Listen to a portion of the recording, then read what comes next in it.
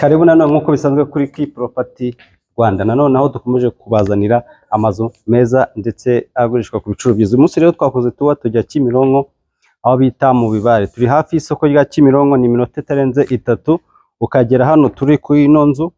Naho dufite inzu iri kugurishwa miliyoni 170, ariko zirimo ibiganiro. Ni inzu rero igizwe n'ibyumba 4, toilette 3, salon na salamanje, igikoni kiza mu nzu, tukajyana na bariko cyangwa se rooftop, balcony iri hejuru hara nko maza kwibona, parking n'imodoka 2 cyangwa se 3 ntoya, tukagira na jardin ntoya iringaniye. So ni ahantu heza kuri kaburimbo. Tugiye gutemberana ino nzu yacu turebe uko bimeze. Reka tugende.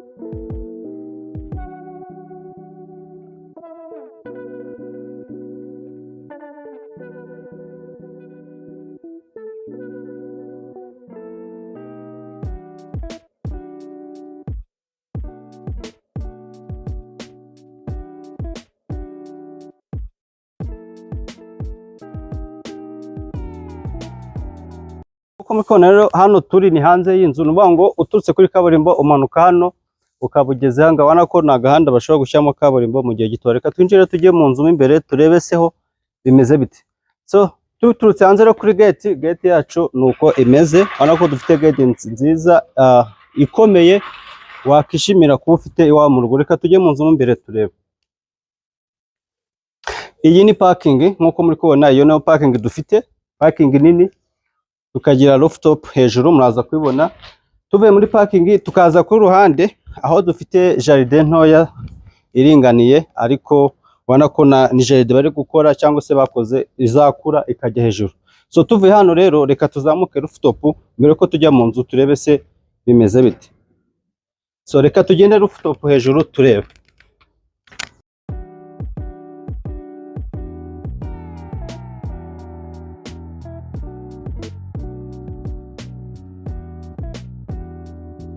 Yes, aha turiona ko ni rooftop nziza, wana ko uba ufata view ya Kanombe, wana ko na ahantu heza, ureba ku kibuga ukareba 12, ureba amasoro mu nganda, wana ko ni ibintu byiza cyane. So wana ko na ahantu hari umutaka, wana ko iyo wicaye hano ndi nta zuba rijyana, ushobora kuva mu rugo rero mu gihe runaka, haba nimugoroba cyangwa se nka mu gitondo uri mu rugo ukicara hano kuri rooftop, then ukaba wifatira akayaga hano ureba view ya Kigali, Kanombe, Masaka, ahantu henshi hatandukanye. So reka tujye mu nzu noneho turebe seho bimeze bite.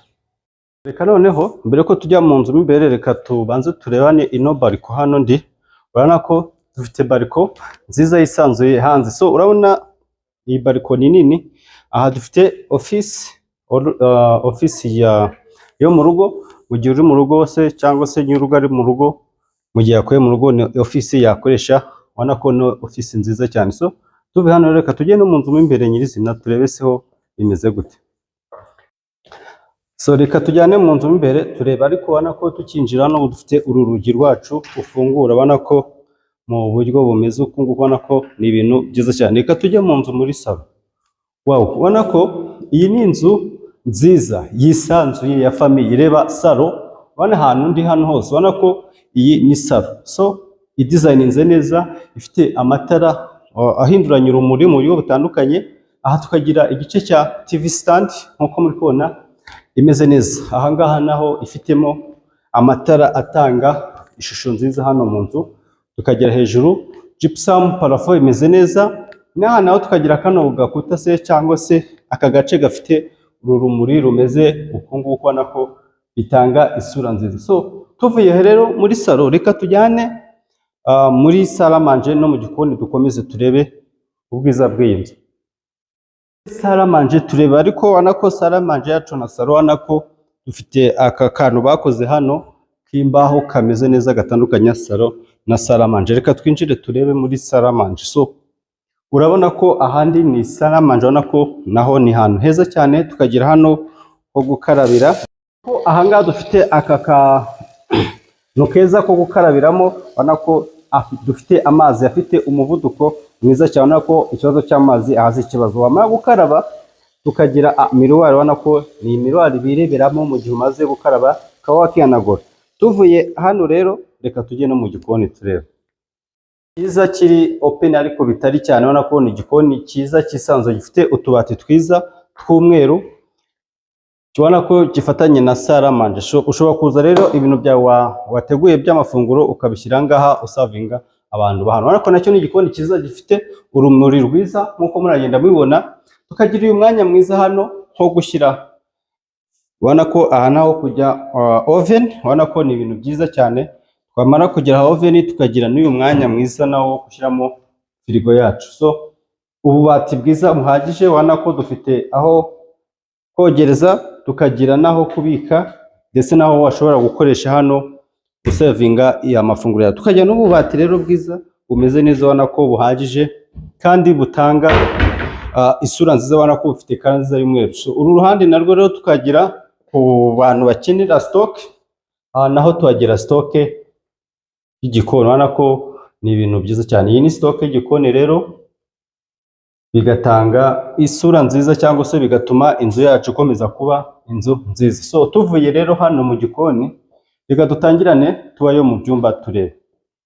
Tujye mu byumba turebe naho ose bimeze bite. Ariko uru ruhande hano ndi tuhafite ibyumba bitatu harimo na master, ariko reka duhere muri master room turebe uko bimeze. Master room reka twinjire, reka duhere hano. Dufite dushe na toilette. Dufite toilette nziza iri modern nkuko muraza kugenda mubibona, ubona ko ahamagaze. Iyi ni toilette cyangwa se dushe ya master. Tukagira iyi shower iri modern, tukagira toilette nziza za Milano. Ku bantu bazizi, izi ni toilette za original Milano, bagira toilette nziza za original.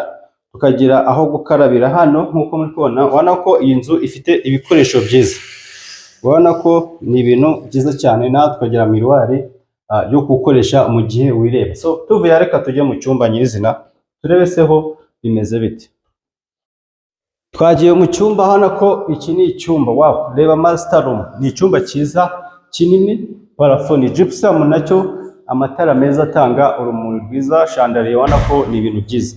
So kandi iki ni cya cyumba cyacu gisohoka kikajya muri ya office uko twagiye tubibona. Ariko tukiri hano mu cyumba dufite garde-robe cyangwa se urwambariro, ubona ko ni garde-robe nziza nayo ifite ibara ry'umweru, ubona ko bisa neza, ihagije mu buryo bwose bushoboka. So tukahita dusohoka tujya hanze muri ya office.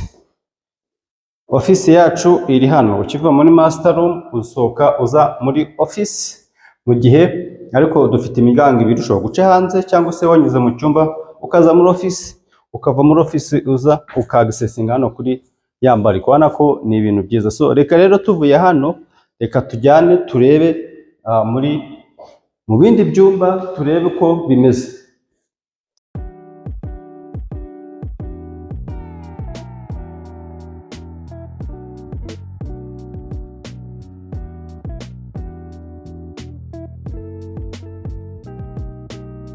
Yes, tumaze kureba mu cyumba kinini, reka tujye no mu bindi byumba bidufite ku ruhande bisangira dushe na toilette. So aha dufite icyumba kimwe, n'aha dufite icyumba, toilette ikaba hari. Reka tujye muri iki cyumba toilette duheraho turebe.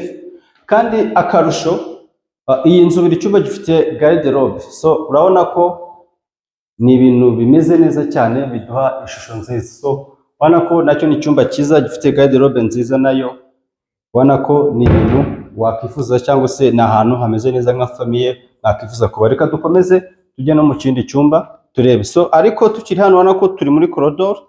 Iyi corridor isohoka ijya hanze mu gikari, ariko reka twigire mu cyumba hano turebe naho uko bimeze. Ubona ko ni icyumba nacyo cyiza gifite idirishya rinini rihagije rizana urumuri rwiza mu nzu, naho hafite garderobe yaho wumva ko ni ibintu byiza. Kuri buri cyumba gifite garderobe. Nkuko nababwiye rero, ibi ni ibyumba bibiri bisangiye dushe na toilette. Toilette yabyo rero iraza igahurira ahangaha. Wow, ubona ko iyi ni toilette ndimo y'ibi byumba, ubona ko nayo imeze neza. Murebye ibikoresho birimo muri dushe, amazi yo hejuru cyangwa se water shower, tukagira n'aho gukarabira. Urabona ko ni ibintu byiza, tukagira toilette hano naho urabona ko ni ibintu bisa neza cyane. So tuvuye hano rero, reka dufate ikindi gice turebe ku cyumba cy'abashyitsi cyangwa se ho bimeze gute kugira ngo twuzuze ibyumba byacu bine.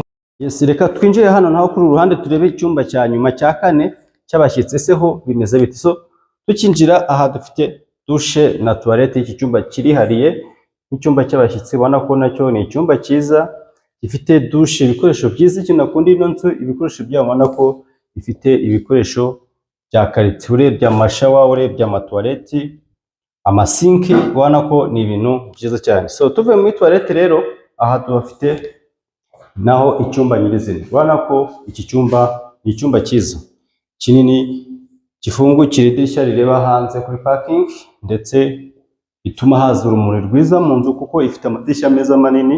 Tukagira hano garderobe nkuko muri kubona nziza nayo y'umweru. So ni ibintu byiza cyane rero. Reka tugende mu gikari turebe se ho inzu hanze ho hameze gute mu gikari. Nkuko rero muri kubona aha turi ni mu gikari h'inzu. Ubona ko dufite mu gikari ahantu ho gukorera hisanzuye, aho gushyira umugozi wo kwanika, aho kogereza. Uruhande narwo dufite bariko ya hanze aho ushobora gukorera n'unku bisanzwe nka famiye. Tukagira kino gikoni cyo hanze ku bantu bakoresha amakara, ubona ko nicyo gikoni bakoresha. Tukagira hejuru hariya bafite ikigega cy'amazi, ubona ko cyane ikigega. Ahangaha tukagira naho inzu y'umukozi mo imbere, tukagira dushe na toilette aha kuri uruhande, aho naho nta dushe na toilette. So ubona ko rero ni inzu nziza yujuje ibisabwa byose, ahantu wakwifuza kuba nka famiye. Yes, nkuko tumaze kubona rero maze kubona ko tumaze gutemberana inzu yacu. Ni inzu nziza cyane rero turi kugurisha Kimironko, ahantu hazwi nko mu Bibaye. Ni hafi cyane yo ku isoko rya Kimironko cyangwa se hafi na Kigali Parent School ku bantu muhazi. So ni iminota mike cyane kugera ahangaha. Dufite rero inzu rero twarimo tureba iragurishwa $170,000, ariko zirimo ibiganiro. Ni inzu nziza rero ya famiye, inzu igizwe n'ibyumba 4, toilette 3, salon na salamanje, igikoni mu nzu kiri moderne, annex y'umukozi hanze, rooftop balcony aho ufite view nziza Kigali. So mu buso bunini rero bw'ikibanza. Ni karibu rero muze muhahe ino nzu, ni karibu.